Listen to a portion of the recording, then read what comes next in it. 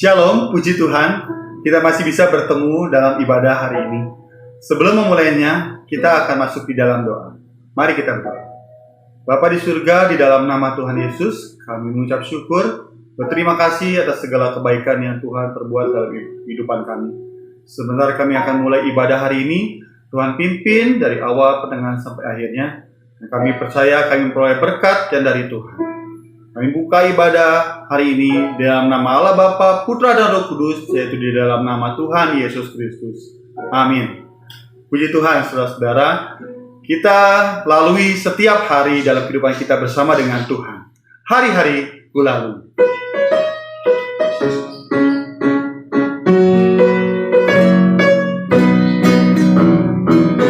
Hari-hari ku lalui bersama Yesus, suka duka ku jalani bersama Yesus, persoalan pencobaan kan ku hadapi bersama Yesus, juru selamatku. Hari-hari ku lalui bersama Yesus, suka duka ku jalani bersama Yesus, persoalan pencobaan kan ku hadapi bersama Yesus, juru selamatku. Puji Tuhan. Hari-hari dalam setiap kehidupan kita, biarlah kita selalu senantiasa mengikut sertakan Tuhan di dalam kehidupan kita. Biarlah kita mempersiapkan diri kita saat ini untuk mendengarkan firman Tuhan. Kita akan nyanyi pujian saat kami berkumpul. Rohmu bekerja.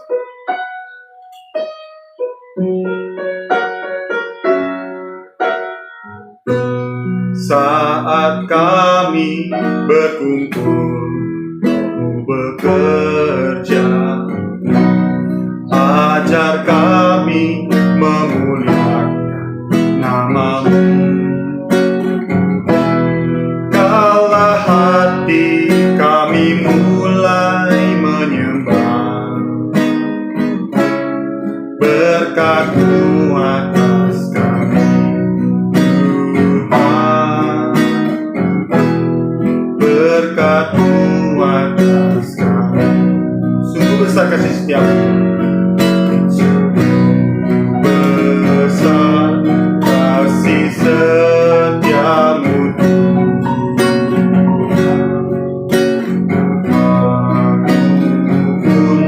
tak berkesudahan, selalu baru tiap hari, baru tiap hari, besar setiamu, Tuhan, besar setiamu. Saat kami berkumpul, saat kami berkumpul, bekerja, ajar kami memuliakan nama-Mu. Kala hati kami mulai menyembah, berkat-Mu atas kami, Tuhan. Berkat-Mu atas kami. Besar kasih setiamu,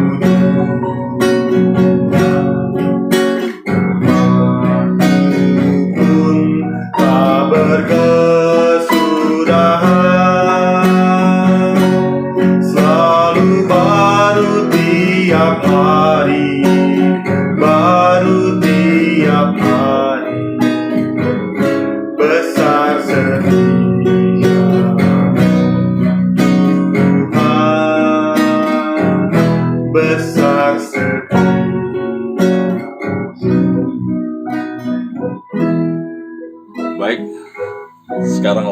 berikutnya kita akan menyiapkan hati, pikiran kita, seluruh keberadaan kita untuk mendengarkan firman Tuhan. Mari kita berdoa.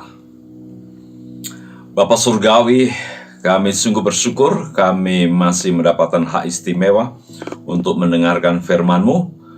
Kiranya Roh-Mu yang kudus memimpin hati pikiran kami untuk menikmati kebenaran-Mu. Kami serahkan hamba-Mu, firman-Mu, dan para jemaat di tempat ini, di dalam nama Tuhan Yesus Kristus.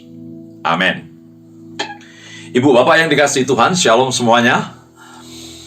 Pada waktu saya pertama kali masuk ke Bandung dan kemudian studi di Sekolah Tinggi Alkitab Tiranus, dulu namanya Institut Alkitab Tiranus, saya masuk mata kuliah yang disebut atau judul mata kuliah itu adalah ilmu nalar. Ada satu buku yang saya sangat ingat dan menjadi bahan bacaan kami. Buku itu ditulis oleh De Bono, seorang filsuf Inggris, dan judulnya adalah New Thinking in the New Millennium. Jadi pikiran baru dalam milenium baru. Saya kira penulis ini mempersiapkan para pembaca, bahkan mungkin manusia di dunia untuk mempersiapkan diri karena memasuki milenium baru, yaitu abad 21. Sangat menarik, ada banyak hal yang dibahas, tapi yang pasti yang saya ingat, kalau kita mau siap atau bersedia dengan segala tantangannya di milenium 21 atau abad 21, kita mesti memperbaharui pola pikir kita, memperbaharui cara pandang kita. Karena sesuatu yang baru selalu menuntut kita melakukan penyesuaian. Nah, dalam beberapa waktu belakangan ini, istilah new normal menjadi istilah yang tren viral. Ini bukan sekedar pemviralan istilah, tetapi kita sedang memasuki satu tatanan baru ya dalam dunia yang seperti ini. Mereka mengistilahkannya adalah sebagai tatanan yang membutuhkan pendekatan baru karena ini disebut sebagai new normal. Saya tidak tahu juga apakah betul normal. Sebenarnya dunia sedang tidak abnormal dari dulu, tetapi mungkin abnormalnya makin parah oleh karena efek pandemi dari COVID-19. Ibu Bapak yang dikasihi Tuhan, walaupun yang disampaikan oleh pemerintah dan mungkin sampai pemerintah tingkat daerah, tingkat kelurahan, sepertinya hal-hal yang sederhana tetapi itu sangat serius. Misalkan kita harus memakai masker, kita harus menjaga jarak, kita tidak boleh lagi bersalaman, berpelukan secara bebas. Mengapa tatanan-tatanan atau aturan yang sederhana itu begitu serius harus kita pegang? Karena sebenarnya memang mengingat dampaknya, bahaya dari COVID ini yang sebenarnya kita belum tahu kapan tuntas, kapan hilang. Dulu Profesor Heath bilang bahwa untuk penyesuaian menghadapi penyakit virus baru membutuhkan 2-3 tahun. Barangkali mungkin akan muncul manusia yang punya tahan banting. Nah, bagi kita orang percaya, kita sebenarnya tidak harus kaget bahwa memang dunia ini makin merosot. Merosot oleh karena kejahatan, merosot oleh karena penyakit, merosot oleh karena kondisi alam, topografi. Banyak hal itu Tuhan sudah sampaikan. Dan Tuhan juga yang selalu memberikan kepastian, keyakinan. Apa yang harus kita lakukan, apa yang harus kita persiapkan. Karena Tuhan bertanggung jawab atas umatnya, atas anaknya, di sepanjang lorong dunia yang belum dipulihkan, yang belum diperbarui itu. Dan apa saja yang harus kita siapkan, apa saja yang harus kita pegang, apa saja yang harus menjadi keyakinan kita, bahwa kita diberikan kekuatan untuk siap menghadapi new normal. Pada pagi hari ini, izinkan saya mengangkat satu bagian firman Tuhan yang saya beri judul, mungkin karena frasanya new normal, mungkin saya sesuaikan walaupun saya akan terjemahkan, Renewing Strength for New Normal. Memperbaharui, menyegarkan kembali kekuatan untuk new normal. Mari kita membuka bagian firman Tuhan yang saya ambil dari Yosua pasal 1, Ibu Bapak yang dikasihi Tuhan, ayat 1 sampai 9.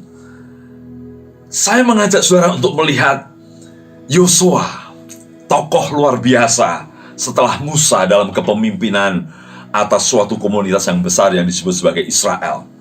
Yosua pasal 1 ayat 1 sampai 9 saya akan bacakan bagi kita semua. Demikian bunyi firman Tuhan. Perintah Tuhan kepada Yosua untuk merebut tanah Kanaan. Sesudah Musa hamba Tuhan itu mati, berfirmanlah Tuhan kepada Yosua bin Nun, abdi Musa itu demikian, hambaku Musa telah mati, sebab itu bersiaplah sekarang, seberangilah sungai Yordan ini, engkau dan seluruh bangsa ini, menuju negeri yang akan kuberikan kepada mereka, kepada orang Israel itu. Setiap tempat yang akan diinjak oleh telapak kakimu, kuberikan kepadamu, seperti yang telah kujanjikan kepada Musa. Dari padang gurun dan gunung Libanon yang sebelah sana itu, sampai ke sungai besar, yakni sungai Efrat, seluruh tanah orang Het, sampai ke laut besar di sebelah matahari terbenam. Semuanya itu akan menjadi daerahmu. Seorang pun tidak akan dapat bertahan menghadapi engkau seumur hidupmu. Seperti aku menyertai Musa, demikianlah aku akan menyertai engkau. Aku tidak akan membiarkan engkau dan tidak akan meninggalkan engkau. Kuatkan dan teguhkanlah hatimu, sebab engkaulah yang akan memimpin bangsa ini memiliki negeri yang kujanjikan dengan bersumpah kepada nenek moyang mereka untuk diberikan kepada mereka. Hanya kuatkan dan teguhkanlah hatimu. Sekali lagi Tuhan menegaskan ini, dengan sungguh-sungguh bertindaklah hati-hati sesuai dengan seluruh hukum yang telah diperintahkan kepadamu oleh hambaku Musa. Janganlah menyimpang ke kanan ataupun ke kiri, supaya engkau beruntung kemanapun engkau pergi. Janganlah engkau lupa memperkatakan kitab Taurat ini, tetapi renungkanlah itu siang dan malam, supaya engkau bertindak hati-hati sesuai dengan segala yang tertulis di dalamnya. Sebab dengan demikian perjalananmu akan berhasil, dan engkau akan beruntung. Bukankah telah kuperintahkan kepadamu, kuatkanlah dan teguhkanlah hatimu, janganlah kecut dan tawar hati, sebab Tuhan Allahmu menyertai engkau kemanapun engkau pergi. Lalu Yosua memberikan perintah kepada pengatur-pengatur pasukan bangsa itu, katanya, dan seterusnya, dan seterusnya. Saya akan fokus pada ayat 1 sampai 9. Ibu bapak yang dikasihi Tuhan, ya memang kalau saya secara pribadi menjalani hidup ini akan selalu ada liak-liuk, tikungan, dan mungkin trial yang Tuhan sudah beritahukan bahwa memang dunia ini merosot. Ada banyak pergumulan di dalamnya. Ibu bapak yang dikasihi Tuhan, pada waktu saya membaca kitab Yosua, ini luar biasa kitab ini.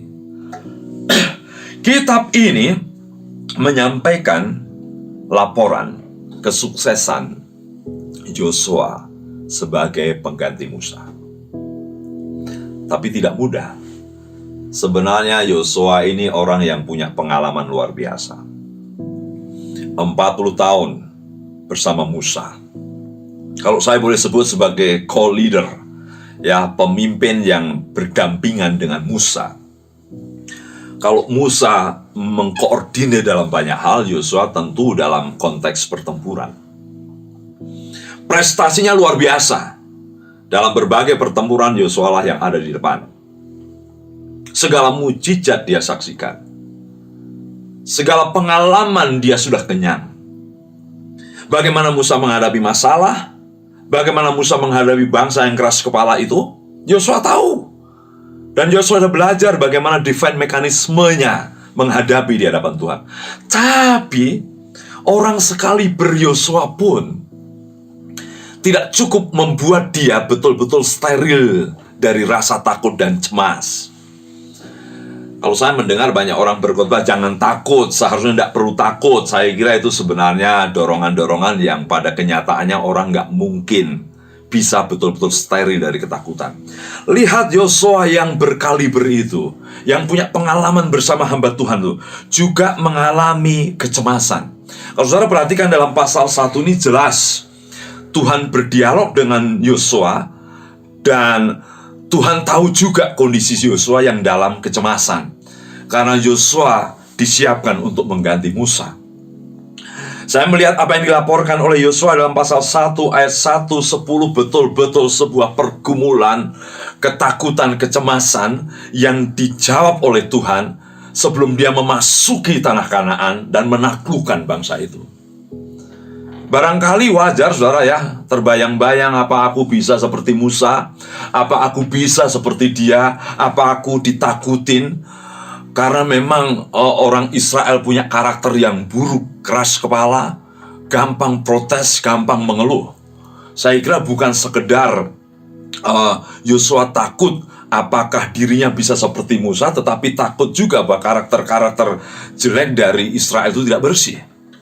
Tapi luar biasa, inilah yang menjadi pelajaran bagi kita. Yosua akan menuju kepada kepercayaan lebih total, lebih menyeluruh, lebih absolut setelah Musa mati. Saya melihat bahwa Yosua pasti menghadapi satu pergumulan yang berat. Bisakah saya sebagai pemimpin penuh yang memanage, mengatur, mengontrol, menenangkan umat itu, bukan sekedar melalui padang gurun dan akan berhadapan dengan banyak raja-raja di Kanaan. Disitulah Tuhan meyakinkan Yosua untuk tetap berani maju menghadapi masa depan yang di depan dia. Apa yang Tuhan katakan? 3 hal yang menarik di sini. Pertama adalah Tuhan memastikan bahwa memang Yosua lah yang melanjutkan mandat untuk membawa bangsa Israel mengalahkan tanah perjanjian itu. Saya memandang inilah kekuatannya. Yosua perlu keyakinan bahwa yang dia akan jalani, yang dia akan kerjakan itu adalah mandat ilahi. Saya kira ini jaminan ketenangan hati. Bayangkan kalau Yosua tidak mempunyai kepastian itu. Dia sekedar diangkat oleh para imam, dia mungkin mengangkat diri, barangkali lemah kekuatannya. Tapi Tuhan beritahukan, hambaku Musa telah mati, sekarang seberangilah. Siapa? Yosua. Ya. Dan Tuhan kembali mengatakan bahwa setiap telapak kakimu, tempat yang diinjak telapak kakimu, akan kuberikan padamu dari sini sampai ke sana. Saudara lihat dalam dinamika 3 dan 4. Betul-betul saya menduga Yosua berjumpa dengan Tuhan, dan Tuhan menunjukkan kawasan itu, mungkin dalam vision. Dari sini ke sana, semua itu akan kuberikan padamu. Ini yang pertama. Menghadapi masa depan, kita harus yakin bahwa mandat Tuhan Allah lah yang menguatkan kita untuk melangkah. Pastikan saudara melangkah karena Tuhan memandati saudara tetap menjalani hidup di dunia untuk menjadi berkat. Selagi saudara yakin Tuhan menghendaki engkau hidup, menghendaki engkau menjadi berkat di dunia ini, maka Tuhan sendiri yang memampukan engkau menghadapi new normal. Sekali lagi yang pertama, pastikan Anda betul-betul pribadi-pribadi yang dimandati Tuhan untuk menghadapi dunia ini.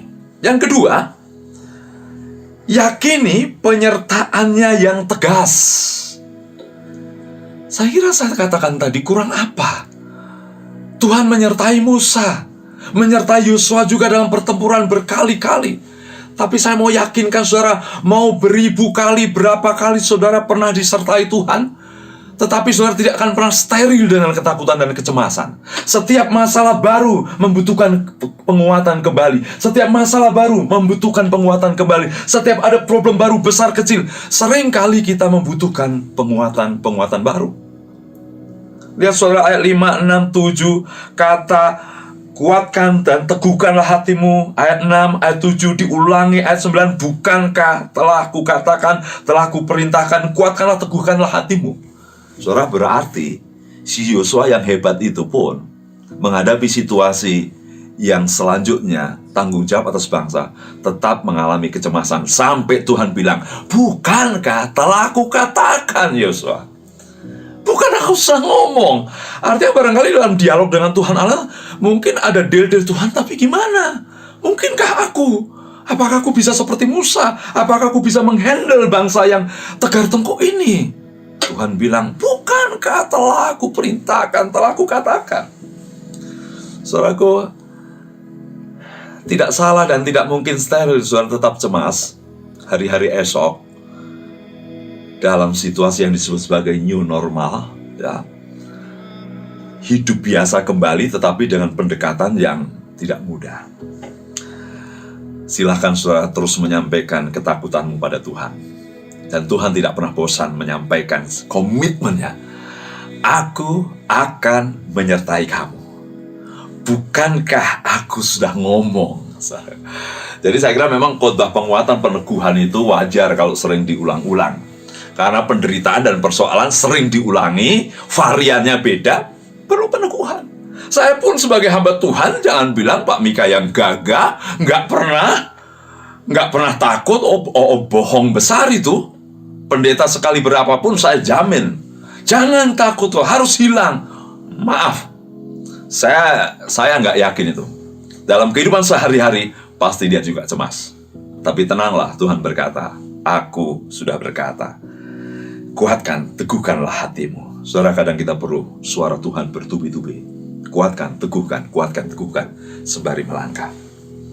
Ibu bapak yang dikasih Tuhan, yang ketiga, jadi yang pertama adalah pastikan, tetap yakinlah Tuhan memandati saudara untuk menghadapi, menerobos, ya, menghadapi new normal ini. Yakini kedua, bahwa Tuhan tidak akan pernah bosan meneguhkan saudara, aku menyertai kamu. Dan Yesus berkata, apa kata Yesus? Aku menyertai kamu sampai kesudahan zaman. Penyertaan bukan sekedar mendampingi, bukan sekedar menjadi satpam, tetapi berduet dengan kita untuk bisa mengatasi masalah. Yang terakhir, saudaraku, pembaharuan kekuatan untuk menghadapi era baru, renewing strength for new normal, ya, melalui sikap komitmen pada firman Tuhan. Yang ketiga, saya mau katakan, hidupi terus, gumuli terus firman-Nya, ya, firman-Nya sepenuh waktu. Saya senang di ayat 8, jangan engkau lupa memperkatakan kitab Taurat ini, tetapi renungkanlah siang dan malam, supaya engkau bertindak hati-hati dalam segala sesuatu, dengan segala yang tertulis di dalamnya, sebab dengan demikian perjalananmu akan berhasil dan engkau akan beruntung. Luar biasa, ini yang ketiga. Pembaharuan penguatan hidup kita menghadapi new normal selalu terkait komitmen saudara dengan firman Tuhan. Berkali-kali saya selalu katakan, firman Tuhan bukan petunjuk untuk hidup di sorga. Firman Tuhan bukan petunjuk untuk nanti hidup di sorga, tapi firman Tuhan petunjuk untuk hidup di dunia ini. Mendampingi saudara, manual saudara, tuntunan saudara. Jadi kekuatan baru muncul kalau saudara terus hidup di dalam firman-Nya sepenuh waktu, siang dan malam, kata firman Tuhan. Jangan lupakan itu, karena pengingatan firman Tuhan mempengaruhi sikap kita yang benar mempengaruhi langkah yang benar, ya. Firman Tuhan adalah tuntunan untuk sepanjang masa, sepanjang waktu, dalam dimensi-dimensi, dalam situasi yang berbeda-beda. Tapi jelas ini kunci ketiga. Jangan pernah lupa firman Tuhan menuntun saudara hidup di dunia ini, bukan di sorga. Dalami betul-betul, dan itu yang dilakukan Yosua. Baru ayat 10 dan seterusnya, Yosua mulai melangkah. Dan fantastik, hati yang selalu sadar dimandati Tuhan, ya, hidup yang selalu yakin walaupun kadang takut, yakin dengan penyertaan Tuhan, hidup yang selalu bergelut dengan firman Tuhan.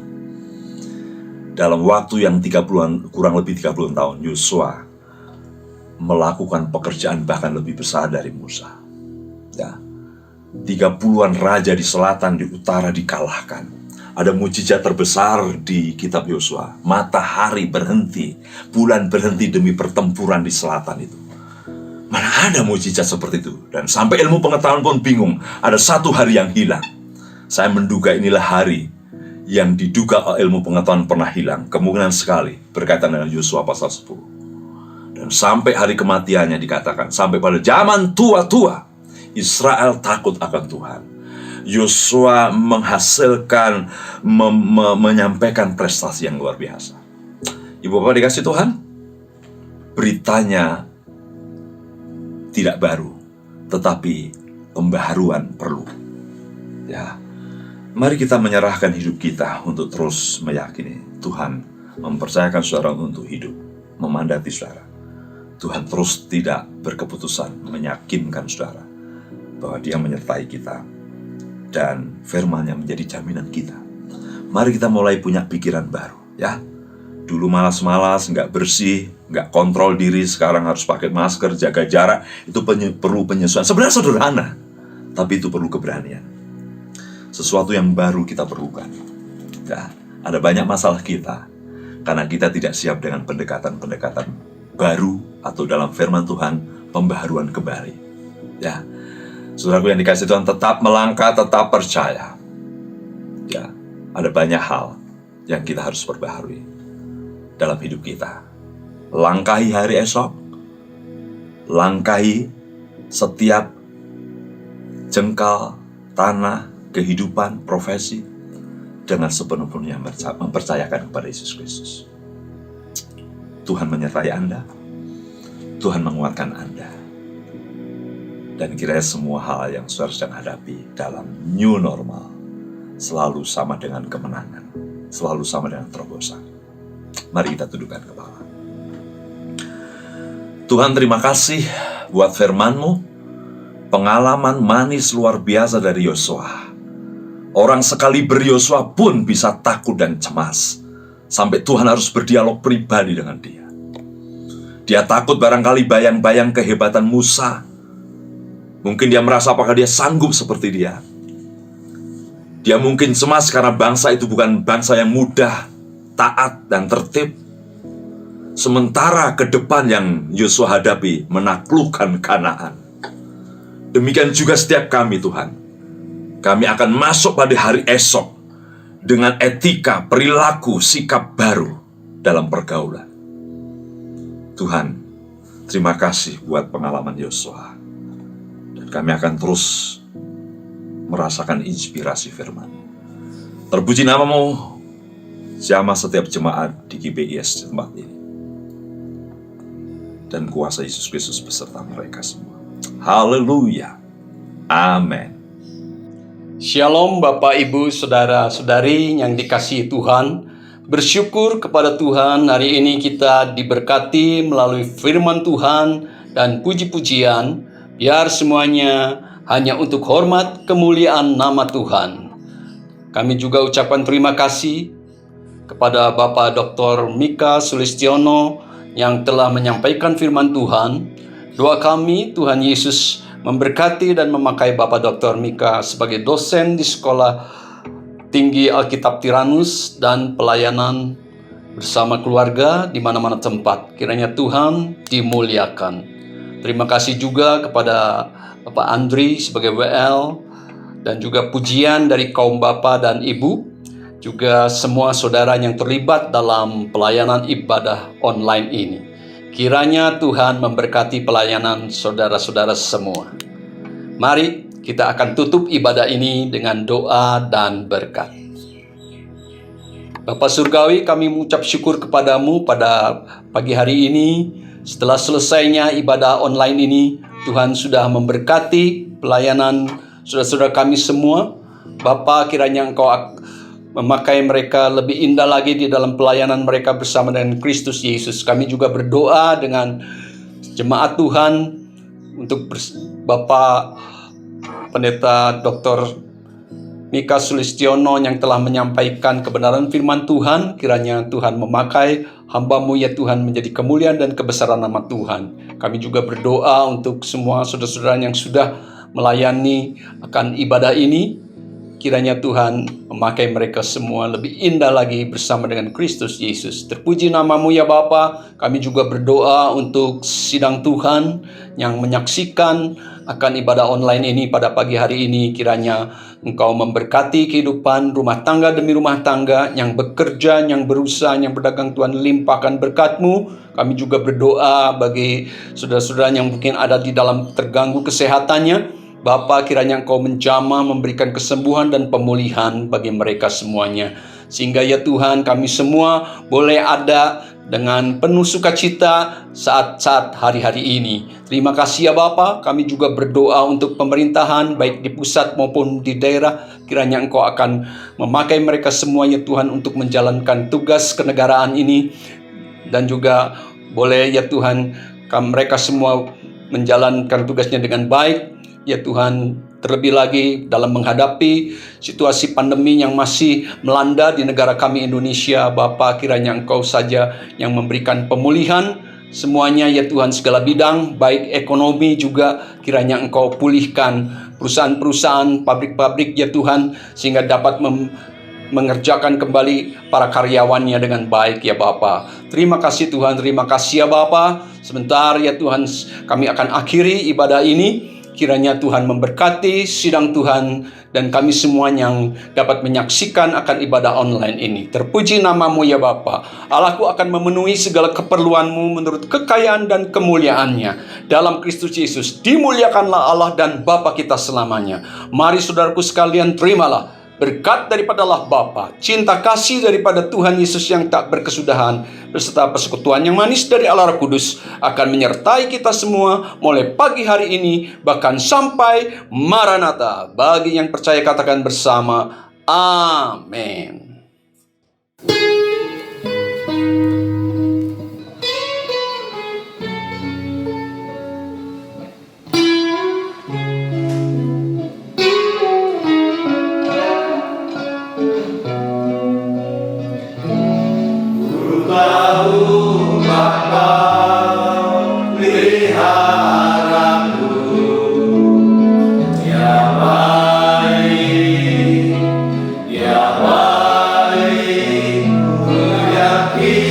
Yang selalu